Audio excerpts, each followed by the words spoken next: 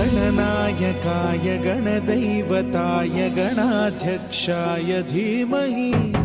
गुणशरीराय गुणमण्डिताय गुणेशानाय धीमहि गुणातीताय गुणाधीशाय गुणप्रविष्टाय धीमहि एकदन्ताय वक्रतुण्डाय गौरीतनयाय धीमहि गजेशानाय भालचन्द्राय श्रीगणेशाय धीमहि